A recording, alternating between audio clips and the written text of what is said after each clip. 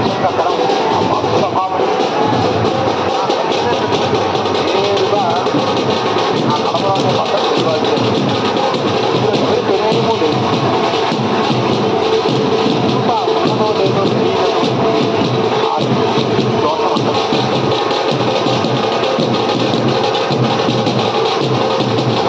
అలాగే ఈ పాప తీసుకెళ్ళినటువంటి యజమాని కార్యం కూడా ఈ దోషం అంటారు. ఎందుకంటే ఆవిడ తెలియదు. ఇలాగే యజమాని కార్యం కాకుండా యజమానికి కూడా బ్రాహ్మణుడి కార్యం కాకుండా బ్రాహ్మణుడు కూడా ఈ జరిగినటువంటి తప్పిదని తెలియదు కనుక అతనికి ఈ దోషం అంటారు.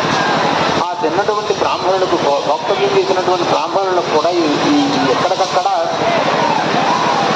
స్వాభావికంగా సజంసిద్ధంగానే విడిపోతూ ఉంది. ఇక్కడ కార్యక్రమం అంతా కూడా దైవాధీనంగా జరిగినటువంటి అపరాధం.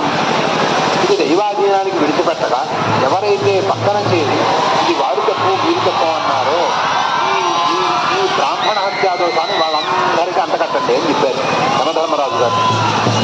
అట్లా ఎవరైతే మహర్షులు ఏ దృష్టాంతంతో మనకి పన్నవాహన సేవను ఇచ్చారో అది తెలుసుకునే ప్రయత్నం చేయాలి, అడగాలి పెద్దల్ని.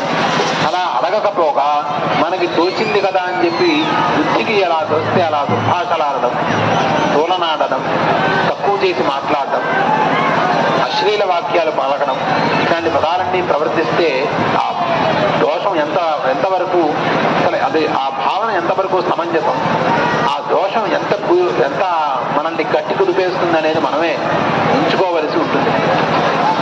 కారణం చేత మనమందరం కూడా భక్తి శ్రద్ధలతో ముక్తసంగులైనటువంటి ఆ మోక్ష మూర్తులైనటువంటి ఆ గోపికల్ని భగవంతుడి యొక్క